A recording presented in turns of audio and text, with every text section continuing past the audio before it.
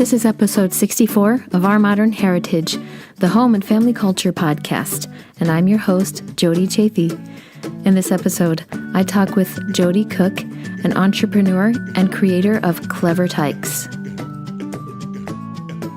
Family culture is the collective vision, values, traditions, and habits that create your family identity and purpose. All families have a culture, whether by default or by design.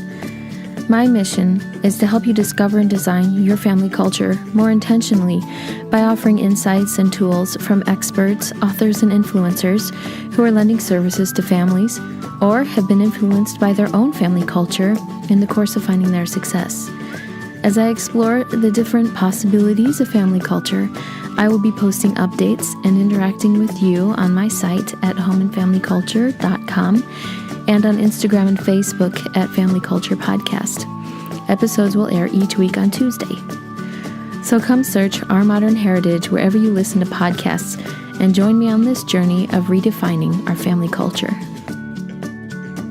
Jodie Cook is the co-author of Clever Tykes, a series of storybooks and parent-teacher resources which inspire confidence, positivity, and resourcefulness in children ages 6 to 9.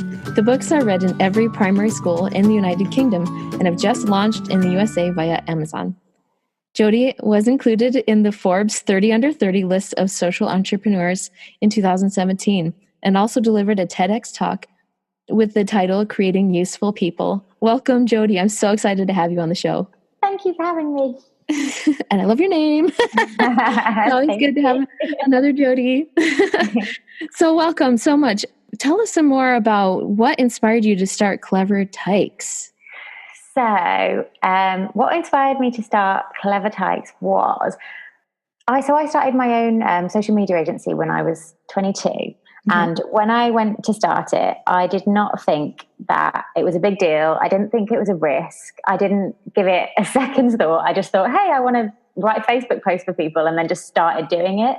And then it was only when I was a couple of years in that when I talked to my friends about it, they were like, wow, I could never have the confidence to do that, or I could never take that big step. And I was like, really? It doesn't matter. Because I mean, at the time I'd moved back in with my mom and dad after university or college, and all I had to pay for was my phone bill. So, I mean, I was like, what can possibly go wrong? Like, how hard can it be? So I really didn't think of it as being a risk. And when I talked to more people, I found that there was a real link between people who grew up with parents who had started their own business themselves, and people feeling like they could start their own, and those who grew up with employed parents and them feeling like they could just never go on and start their own business. Yeah. There was one experience that I remember really clearly, and there's an initiative in the UK called Startup Loans, and it's all around giving people a loan, a mentor, and support to go on and start their own business. Cool. And so I was invited to be one of the ambassadors of Startup Loans when they first started it. And I was one of 12 ambassadors who had all started their business with less than £1,000. And so there was me, there was 11 others. And I mean, I had like the smallest or the second smallest business in the room at the time. And I was surrounded by people who were just like incredibly successful. I was looking around the room like, wow, what am I even doing here? And so there was someone who had started their own like a chat room business when they were 14, and they'd sold it to become a 14-year-old millionaire. Wow. There was someone who started Student Beans, which in the UK is like the website that every student goes to get all their kind of discounts and coupon codes. And then there was Carrie Green, the founder of the Female Entrepreneur Association, which is like a huge network of female entrepreneurs. And so lots of people who were very, very successful in very different arenas. Mm-hmm. And so in the meeting, the chair of the meeting went round and asked everyone about their business, and then said, just out of interest, out of the 12 of you, who here has a parent who's also started their own business? And so I put my hand up because my mom's been self-employed for probably about 15 years now. Mm. And I thought there might be a few others in the room, but it was actually 11 out of the 12 people in the room who also had a parent in business. And so we were sat there all with our hands up looking around going, oh. Uh-huh. And I think just really key is that it wasn't about money. It wasn't about, no one had been given like loads of cash to start off, because we'd all started it on less than £1,000. Mm-hmm. it had to be something more than that. And so when I got back from that meeting, I started talking about it to my husband, and we were just like, we need to get to the bottom of what this is. What do people grow up with that just means that they can just go and do it and achieve so much, like at a very young age? And that's when we sort of really, well, quite naively decided that we were going to almost like bottle this role model effect and write the role models into storybooks. And I guess at the time we were so naive. We just thought, yeah, how hard can it be? We'll write some books. We'll get them illustrated. We'll get them published, and then we'll start selling them, and it'll be great. And we probably didn't realize like the big mountain of work we were signing ourselves up for. But that's probably part of it. You just go head first into things, and you don't even realize that it's going to be a problem. So that was really why we started it, and then. Since then, what we've realized is it's not even just about role models. It's about getting people to think a certain way, like getting people to be like useful people, like the kind of phrase that we've sort of coined for it.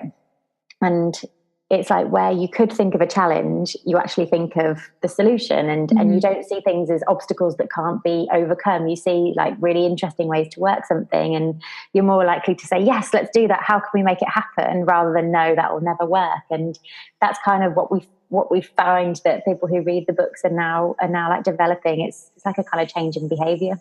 Mm-hmm. I've found that with talking to some other people that I've interviewed on here about how to be entrepreneurial minded, is that you are solution minded. You know, a lot of times we grow up thinking about problems, and we if we don't have that entrepreneurial mind, then we're not looking for the solutions. I can see that. That's a really big key in that perspective, is that you want to look for solutions. So what you're saying then is that you found that the people who started these businesses they really grew up with that attitude because their parents modeled for them that type of attitude and mindset, is that to look for solutions. Is that what you're saying? Yeah, exactly. Well, even things like they just talked about, say, they might have talked about business problems and solutions around the dinner table, maybe. There's a really nice little anecdote that Carrie Green, the Female Entrepreneur Association founder, told me about what her dad taught her when she was growing up. And he got her and her two brothers and sister to, if anyone was ever being negative or they were kind of saying stuff that you just didn't really want to kind of take on to your own like thought process, you had to imagine that there was this big bell jar over you, and that their words and thoughts were just kind of bouncing off and wasn't touching you. And I just love that so much. And like that, if you're taught that from a young age, like imagine what that could lead to in terms of you being resilient and not worried about other people's opinions. I just think it's so powerful. Yeah, and I think that when you don't have that model for you, you don't see your parents teaching you how to solve problems or things like that. Because I think when you are an entrepreneur, excuse me, then you are the one that has to figure out the solutions. When you're an employee, then you have to look to your employer for the solutions. And so you're not necessarily thinking about, I need to be the one that's creating the solutions. You're going, that's somebody else's problem. Yeah. So like about owning them. Yeah, totally. And so that's an interesting concept of how looking for creating solutions really does create that resilience, because you are the one that has to come up with the solutions, and you're not looking outside of yourself to find those solutions. It really does, start and end with you going, I need to figure those things out. And so how have you figured out and discovered that knowing and taking that ownership creates that resilience? I think that if I look back at my own like childhood and working out when it was first kind of integrated into how I was brought up, it's definitely in the suitcase story that I talk about in my TEDx talk. And from the age of, it must have been young, like one of my earliest ever memories is about to go on holiday, and mum says, okay, here's your suitcase, go and pack it. And just having to kind of go into my wardrobe and try and plan ahead and try and work out what I was going to wear on different days, and like all these different decisions to make. And I think even just doing that taught me the independence and resourcefulness that I still use now. And I think what my mum must have been thinking is like, what's the worst that could happen? Yeah. Because really, it's what is the worst that could happen? I guess I put a stupid outfit on and I look a bit silly, and then I don't do it next time. Like that's really all it can be. So I think that's something that definitely like taught me exactly how to do that from a very early age. I think that maybe the fear of failure and kind of fear of making mistakes come into that, because if you're always thinking what's the worst that could happen, then actually it's probably not that bad. So you can probably just do it. Right. And that's so interesting. So your mom was probably going, well, she's got to learn by experience how to do this stuff. And it's better. And I think a lot of times we think as parents too, we try to, at least I hope we try to think this way, is that let's let them make these mistakes while they're little, so that there's not like a major, there's not going to be a major catastrophe if something goes wrong. Right. Yeah. And so it's good to learn those types of things when they're little, because then you learn progressively how to take bigger risks. And so that's an interesting fact, idea is this idea of this risk factor. So many parents would want to hover over their children and go, no, add this to your suitcase and add that and make sure you have this. And we want to hover over our children saying, make sure you eat your vegetables, make sure you eat your, that you're doing your homework, make sure you're doing X, Y, and Z. And so, or if the kids looks like they're going to take some risks, we're going, no, don't do that. You're going to get hurt. Yeah. I wonder if it was, as well was partly the trust factor, because maybe she didn't trust that I would do it right at first, but then after a little while, she probably had such a trust in me that it would actually be okay, and had a trust that I knew the decision, I knew what was right to do in the end, really, because overall it was just what I wanted to wear, wasn't it? And it just reminded me, my friend's got a daughter, and we went not so long ago to like a soft play area where they've got the big kind of bouncy castle stuff. And so her daughter Sophia was about to go and play, and Sarah, my friend, said, you need to take your boots off. And she looked down, she took her boots off, and she said, okay. And then she pointed to her dress and she went, do I need to take my dress off too? And my friend Sarah just looked at her and said, what do you think? And so Sophia took a little while to answer, and then she went, no, I'll leave my dress on. and so I don't know what it was. I mean, it could have been because she'd seen the other kids were wearing clothes, or she realized she might get cold or something. But whatever it was, she worked out that answer for herself. And I mean, she's only 4 years old. And the point is she got there. So I wonder if maybe, like, I don't know, as parents and teachers, like, it's so easy to give the answer when actually just saying, well, what do you think, can lead them to find the right answer for themselves. Yeah, I totally agree with that. I think that's really important. And I like this idea that you bring up trust, because, it's us, it's the parents that are almost more risk averse than our children. Yeah. Because we go, I don't want them to get hurt. I don't want them to get embarrassed. I don't want them to, whatever it is. And we feel like it's our job to, orient our children to expectations and protocol and different standards, social standards or things like that. Yeah. And I think that to a degree, that's absolutely right. Right. We want to teach our children appropriate behaviors. But then once you do, stop putting all that extra emphasis so much. I mean, there are some things that need to be reinforced at times, but I think it's our inclination to jump in and rescue our kids before they need it, before they ask for it. And that's not doing them any favors. So how would we apply that question in things like creating a business or being resourceful with schoolwork or their chores, or, in their relationships even, or things like that? How would we relate that question? Some of the parents and teachers that we've spoken to about how they incorporate the Clever Tykes books into their teaching, but also how they develop resourceful people. It is about asking what you think, and it also is about asking why, but just tying that into everyday situations. So there was someone I was talking to, and what she did was, if she was in the supermarket and there was a long line, rather than just kind of standing there looking bored, flicking through the magazine, she'd say, well, why is there a long line? Like, why are all these people here? And then she'd talk with her kids about it. Well, it's a really nice way of even getting into supply and demand and how it's busy and lots of people want to buy stuff. And it might be a certain time of year, like it might be Christmas time, which means that people are all shopping for their food.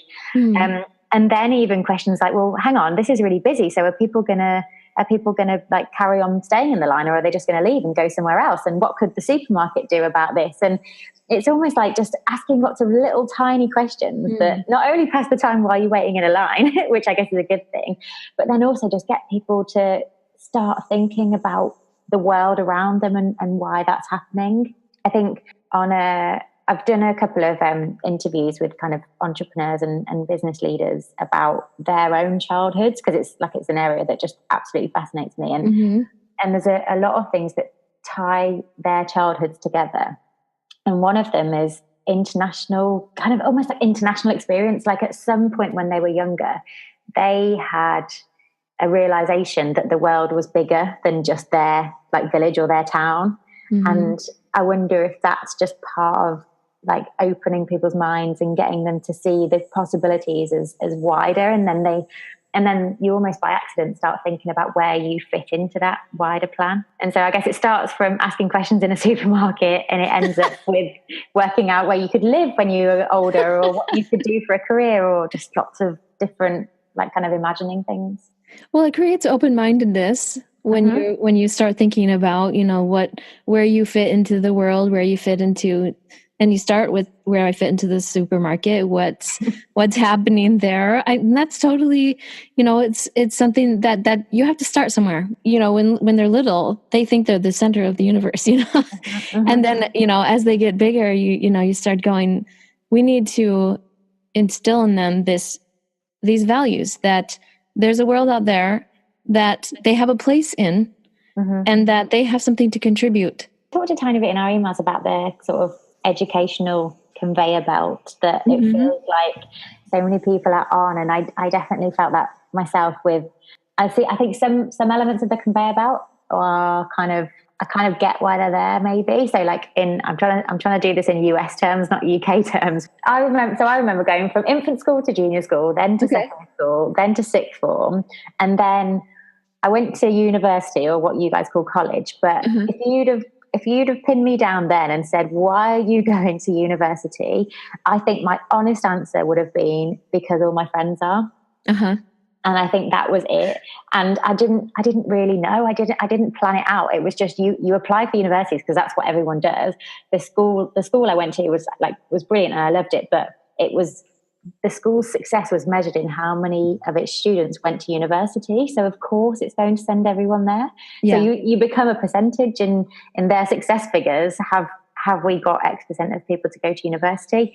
And so I don't know now if it might have been the right decision, it might have not been. Like I don't think I'd necessarily change anything apart from I would have thought about it more, and I would have made sure that it was a conscious decision. And that's the education conveyor belt that you can get stuck on if you're not careful. Yeah. And I think because when I was at college, even when I was at university, the job that I was going to do once I left, so like starting a social media agency, running social media platforms for companies, that didn't even exist then. Yeah. So I was like training myself for a future that like there was no courses at the time in how you could be a social media manager. You just sort of vaguely did marketing and English, and then you kind of made it up after that. So I think it's even more like that now. A few of my friends have a nightmare at Christmas when they go and see their aunties and uncles and grandparents because they just don't understand what they do. And so they'll be like, oh, aren't you going to get actually Carrie Green, who I've mentioned before, she's got a network of something like, it's over 1 million like female entrepreneurs who are all signing up to her courses, listening to her talks, like getting inspired to go and grow their business. And each year her auntie still says to her, so when are you going to go get a real job? And so it's like if someone's not a lawyer or if someone's not a teacher or a doctor or something that you understand what they do, it's almost like it doesn't exist. And so how can you, like so many kids now want to be YouTubers. Yeah. And there's no school in the world that is teaching kids how to be YouTubers. There's just not. So you sort of have to, like, that's why adaptability is so important, because that's all that matters. Yeah. In the storybook that you've actually got there, I think you've got Code It Cody, haven't you? Yes. So in Code It Cody, I won't give away the ending for you, but no spoilers. he realizes that he really loves fixing things, and he loves like kind of computers and things. So he starts going to computer club and starts learning how to kind of code his own computer game, and has a mentor in the form of Mr. Chip, who teaches him about how to code. And so what Mr. Chip really emphasizes is, firstly, that there needs to be like a demand for your product. There's no point making something that no one wants to play, and that's a really important side of it. But also that school is still important, or the subjects are still important, because you can't code a computer game without being good at maths or good at English or good at art to design like the scenery. So other things, like, I think if you're going to take English and then be an English teacher, fine, that's a very clear path. But so many jobs involve writing, and so many like businesses involve writing, that actually English is kind of important on that level. So I think almost like seeing education as a path to somewhere else probably does have benefits, but it still involves that constant like questioning throughout the whole journey. Yes. And in your TED Talk, you bring this up, like why it's important to be innovative, to be creative, to be solution oriented, is because we don't know the direction that our careers are going to be going. The careers that our kids are going to have probably don't exist right now. And so, we do have to be creative and innovative. And I like exactly what you're saying, that we do need education, but we don't want to go through with it just to check off a box, or to go through it just because that's what everybody's doing. We should go through it with that purpose, that it's a means to an end, not just an end. I think a lot of times we go through education because that's what we're supposed to do. Yeah. Without really a vision of where it's taking us. Yeah. And that's something that, we get caught in this trap of, then we don't know where it's going. Well, I'm supposed to just get a job, right? But then what if the jobs aren't there?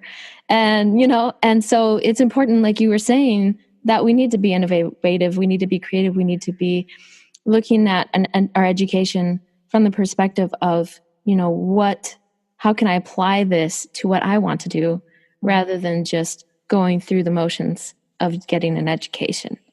There's a really nice TED Talk by Sir Ken Robinson, and it's called Why Schools Kill Creativity. Have you seen it? It's brilliant. I think I have, yeah. And so he says, I think it's quite at the start of the talk, he says, if an alien came down from outer space and he looked at the whole education system and where it is now, this alien would assume that the purpose of education was to teach people how to become university professors. Nice. And it kind of makes sense if you think, because it would be actually very easy to go through the whole education conveyor belt, then go back into teaching straight away and just work your way up the teaching chain until you're a university professor. And that's almost like you've completed it, like it's a video game. Yeah. And so at some point there just has to be the thinking to break that cycle. But I think if someone's grown up always analysing stuff, then they're probably better equipped in order to do that. Mm-hmm. I think too that analyzing and also getting experience. Yeah, like I think that the trouble with the conveyor belt type of education is that it's so academic. It's so just out of a book. And, the like definition of academic is not practical. Yeah. Yeah. And so it's not something you're actually getting like hands-on experience. Academic is actually just cold, hard facts. Yeah. But you can't really apply that until you get out and you get real experience. We recently put out a journo request through Clever Tykes, asking parents how they were raised to be entrepreneurial, or how they were raising entrepreneurial kids. And we got about 400 responses, which I'm kind of working my way through to put into a kind of a download or something. But I was fascinated with how many of the responses were that parents teach their kids how to be entrepreneurial by bringing them to work. Mm-hmm. And it was almost like a take your kids to the office day or take your kids to work. Like it was amazing. And I can imagine they must get so much out of that just from seeing mum or dad just doing what they do, and then start to understand why. And there was some mums and dads who'd responded who actually gave their son or daughter like little tasks to do so that they could feel like they were actually part of it. Yeah. And then that led to different conversations about, well, what are you doing now? And, you know, how are you going to respond to that email even? And starting to have to kind of see how that worked as well. So I can definitely see that being of benefit, just an introduction to the world of work from an early age. Yeah. And it even goes back to that question, what are you going to do? What do you think you should do? And if they have that experience to draw from, then they can start to go, oh, I think, and then it leads them down a path to more experience and getting more understanding of the world and their place in it. You know, I referred you to Oliver DeMille, and what he talks about is that in order to get an innovative education, it involves internships, is what he calls it. Mm-hmm. It's basically experience, you know. It could be apprenticeships or courses, you know, whatever it is that actually gets you in, you know, having a mentor or advisor or a coach or something where you're getting actual hands-on experience, and then and then he says that the second element is studying classics or getting basically that basic education where you're able to take your language arts experience, your math experience, and then apply them towards that experience. And then those are both leading you towards your mission in life.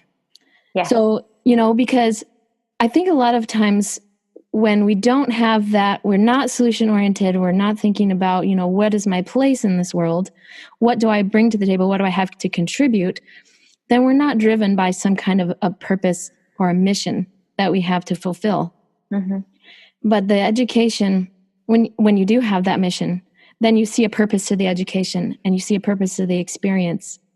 And so it all feeds into that, and that creates that innovativeness, because you start to think, how is this going to contribute to my mission and what I have to contribute to the world, or what I can do to create solutions. So I think that is super, super, super important, right? To have that solution oriented perspective, to have that I think is how you create that resourcefulness. And so, I mean, would you agree? And then we can talk about how to create more independence. Yeah. I think that it's like what you were saying earlier about reading Simon Sinek and the Start With Why books, and about having the purpose that everything else comes from. But I think also it's about, I feel like when I'm kind of winning at life, when I feel like I'm winning at life is when I am doing work that doesn't feel like work. Mm-hmm. And because you just, you know, you could be writing something for hours, and then you look back at it and you're like, oh my God, that was work. And then, and it's amazing because you're like, wow, this is a hobby and it's fun, and I'd be doing this if I wasn't getting paid for it.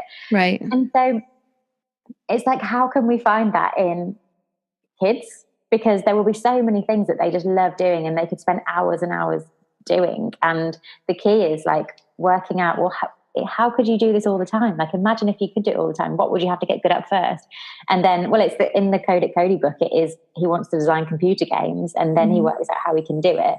And then he has like a new invigorated passion for everything else, because he knows that it's leading to the bigger goal of what he really wants to do. I think the hard thing with that is that you almost don't want there to be like pressure on someone to work out what they want to do and feel like they have to have an answer, but the answer might just be there, because everyone's got something that they really love doing. So how do you to like answer for parents who are going, but my kids do have a checklist of things that they have to do. Mm-hmm. How do I infuse that with a purpose and passion? Someone that I interviewed for a podcast was an amazing lady called Una Collins, who is now a business coach for lots of different kind of executives and senior team members. And she was talking about her mum raised her to be very enterprising and resourceful. And one of the things that her mum taught her was that in everything you do, have a sense of purpose. And so she called it SOP for sure. And so in everything that they were doing, even if it was like, if it was like cleaning, I don't know, cleaning their bedrooms or something, she'd always bring it back to sense of purpose here. And again, the why. So it's not just I'm cleaning my bedroom because I have to tick it off the chores list. It's I'm cleaning my bedroom because I want to sleep in a nice place, because I want to feel fresh, and I want to have a clear mind. And it's always going back to the why, because I'd probably bet that everything on a list has a why behind it. Yeah. Otherwise it wouldn't be on it. So finding that why, it's like, Mary Poppins, it's just popped into my head. Mary Poppins, when they're like, how do you find the fun in everything? And if you find the fun, the job's a game. And even if the purpose of something is just because it's fun and because it's a game and because we can learn how to do something, then maybe that's enough. I think that's a really good point, because if you do start with your why, if you get clear on your vision, then everything has that purpose. It has that clear reason behind it. And so my purpose with family culture and my podcast is to go to try and teach people that families need to sit down and get clear on their vision, get clear on their purpose for why they're doing this stuff, and enroll their children in that vision, in that purpose. We're not just doing this to force you to go to school because you hate it. We know you hate it, or something. We're not trying to just make your life miserable, but that there is a purpose and a vision behind all of that. But I think sometimes we get caught up in the day-to-day that we forget to pause and reinforce that vision. And in the book, The 12-Week Year, he talks about if you have a crisis of passion, then it's actually a crisis of vision. And that once you have your vision, the passion follows. And then Simon Sinek in the Start With Why book, he talks about how all of the way to accomplish your vision springs out of the vision, and having that formed as clearly as you can from the start. And then, as along the way, it makes it easier to answer the question, how? Or does X, Y, and Z honor our values? And so I really love that perspective, that if you have that, even the worst tasks can be infused with that vision if you have it clear. And you can go, you know what, it's okay. I'm going to go and wash those dishes because I know. Or I'm going to go, we're going to sit down and work through this homework because there is purpose. There's a bigger vision to what we're doing here. I wonder if it's really easy to see people who are operating at the top of their game in whatever field they're in. So maybe business people, maybe sports people who are absolutely doing exactly what they want to and are achieving things. I wonder if it's really easy to miss out the hard work side of it, and to almost not see the journey, and almost think that people were overnight successes when actually that doesn't happen. And because that's part of the magic, isn't it? The people who are there, part of their magic is that they make it look so easy. Yeah. But actually, if you break it down, if you look into what a world champion boxer does, they probably don't want to get up at 4 a.m. and do their training. They probably don't want to, be staying in when their friends are out and doing all the stuff. But because they want to be a world champion boxer, they're prepared to do all the little hard things because they know it will add up to that. Yeah. And so having a purpose and knowing where you want to be can help you stick to it with the smaller things, which feels like something that probably isn't taught that much, like the actual struggle and being able to go through things, because it's so common to just want things to all be easy. But I think one thing I've definitely learned is that success is just never an accident. It's always on purpose. And you kind of don't need it to be easy. You just need it to be possible. You just need whatever you're doing to be possible so that you can progress through it, learn from it, get over it, and then move on to the next thing. And then that leads you to where you want to be. But then maybe there's too much, maybe it's just too easy to say, oh, well, that's difficult, so okay, you can stop, without saying, okay, move past this, soon it will feel really easy. That's definitely something that I've learned through starting my podcast and trying to start a business, is that it's not easy. There's always there's always some kind of obstacle or something to learn. Like you talked about when you started writing these books, it opened up a well of craziness and difficulty and challenge, but that's part of the process. I think it's so natural for us to want to have a fixed mindset about our progression that, if it's difficult, then we just aren't capable of rising to that challenge. Yeah. Because our intelligence is fixed. And so when things are difficult, then we just give up. So how would you talk me through what it means to have a growth mindset? Yeah. And how to encourage that? Okay. There are two kind of books that spring to mind that I've read recently. One of them it's called Perennial Seller by Ryan Holiday, and it's about creating work that stands the test of time. And there's a section in it where he talks about it being really easy to want to be the noun without doing the verb.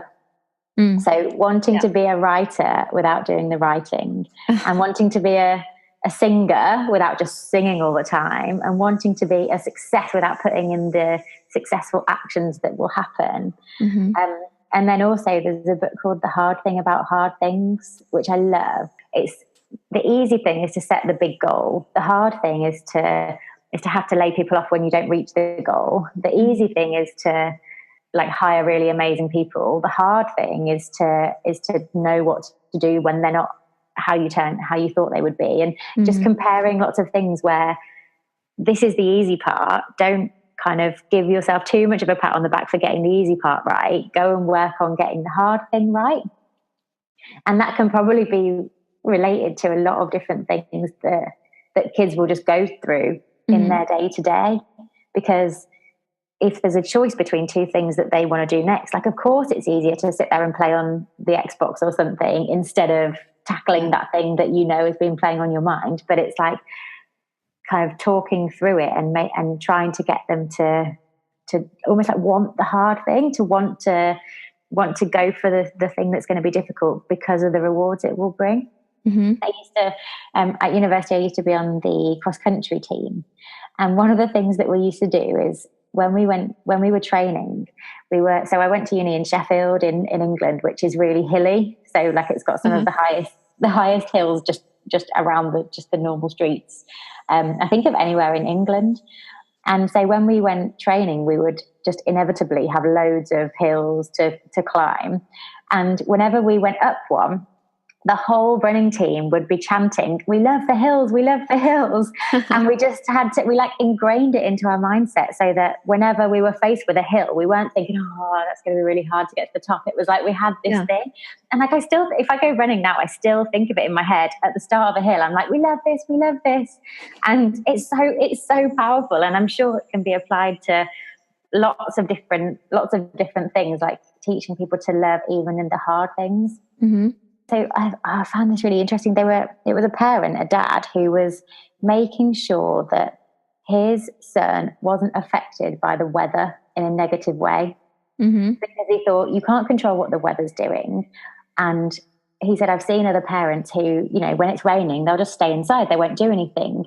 Whereas what he's teaching his son to do is go, "Wow, it's raining, puddles, yes." And they'd put on wellies and they'd go splashing through the puddles, and they'd look at, they'd collect leaves and just silly things like that. But it's you can't control the weather, so you might as well see the good in it all the time and try and not kind of condition your happiness or your success to things that you just can't control. And I think it feels like that kind of goes towards the growth mindset thing, because you're only focusing on what you can control and what you can build through, rather than just what's going on around you. Yeah. I think what I really got out of what you just said was how when you cannot avoid trials and hardships, and that a lot of times I think that, by saying, "Oh no, it's raining," or "It's too cold, we're going to stay inside," there's a lot that kids are not developing by getting out there and experiencing things firsthand. Kids are playing outside less, or getting a lot of less physical activity. And they're finding that these kids are developing less in all areas of their development. Mm-hmm. And it's because they're not getting that experience. They're not becoming more resilient to all those different experiences. And so it doesn't translate over to everything else. It does translate, like the lack of resilience translates into everything else. Yeah. And their development. That even their brains aren't even developing proper, like, learning capacities or social skills and things like that. When we try to avoid the risk or to avoid the trauma of doing something hard or challenging, then we're missing out on the opportunity to grow and to become more resilient. And so that's something that I've been thinking a lot about lately, because I just think that's something that we do inadvertently, like when we do swoop in and we say, stop doing this thing, you're going to get hurt, or you're going to do something embarrassing, or go, or, trying to control their path. Going back to, your mom telling you to pack your own suitcase. It's like, we do that inadvertently, where we say, stop doing X, Y, and Z. I don't want you to get hurt. Or stay in from the rain. I don't want you to get wet. Yeah. But then we're depriving our kids of that experience and the opportunity to try something and see what happens, and to develop the capacity to problem solve. Something that I think has helped me, especially kind of growing up, I probably didn't realize that it was happening at the time, was I've definitely always been around like family members who've just avoided labeling things. And so if it's raining outside, all I know for sure is it's raining outside. It doesn't mean it's a good thing. It doesn't mean it's a bad thing. It doesn't mean it's anything. It just means it's raining, and then you can decide what to do with it only on the facts. And I think growing up as well, I again didn't realize it at the time, but I don't remember my parents ever having negative opinions of other people. Mm-hmm. So I don't remember them ever saying, oh, he was annoying, or she was rude, or anything like that. It just never occurred to me to just kind of judge someone. And I think that that just feels like it's... You're a rare person, rare gem, Jodie.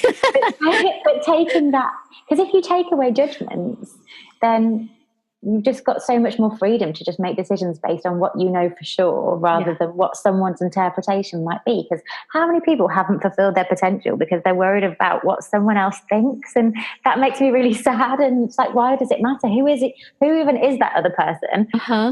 Who are they to stop you doing what you want to do? And therefore, why does it even matter? And I think kids especially, like, you might be, I don't know, the class bully or someone that's not very nice to them or something. It's, how do you make them see that it's a reflection on that person and not on you? And it's almost like, don't do anything differently. Don't change how you're acting because you're worried about what someone else might think. Because who cares? Like, let them think that. It doesn't matter. So avoiding labels, avoiding opinions. I love that so much. Yeah. That's something that has also really been hitting me really hard lately, because when we raise our kids, we want to pigeonhole them into labels, because then it gives us validation as parents, going, my kid is successful. My kid is righteous. My kid is doing the right things, X, Y, and Z, whatever it may be. But then we're setting them up and ourselves up for disappointment in a lot of ways, because when we start labeling or setting expectations for what we expect the outcome that our parenting will be, then we're setting conditions on our love for our kids. And that's, to me, that's our job, is to love our kids, And I mean, because somebody said this lately, like, our job as parents is to make sure that they grow up faithful to our religion. Like, if they struggle financially or in relationships, at least if they have their faith, then we know we did our job, But it's like, a lot of kids don't always grow up adhering to their parents' faith. And so you just told them that you're not going to love them anymore if they leave the church or if they leave your faith. And the same thing goes if your kid grows up and you go, I expect them to be a lawyer, I expect them to be a doctor, I expect them to be X, Y, and Z, then you're essentially telling them that if they don't do those things, then there are conditions on your love as a parent. There should not be conditions on when we start labeling our kids, and there becomes conditions for how we define success.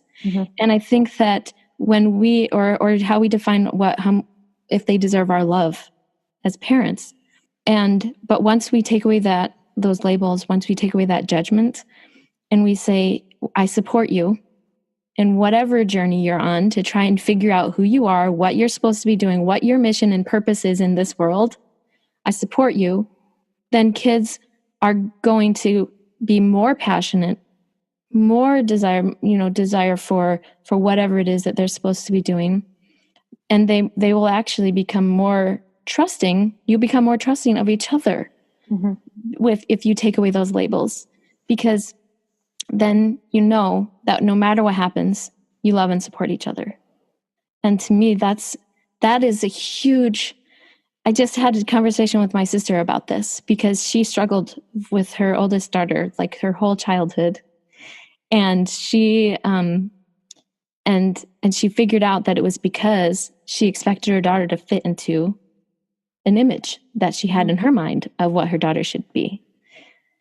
And so then her daughter didn't feel like she was loved.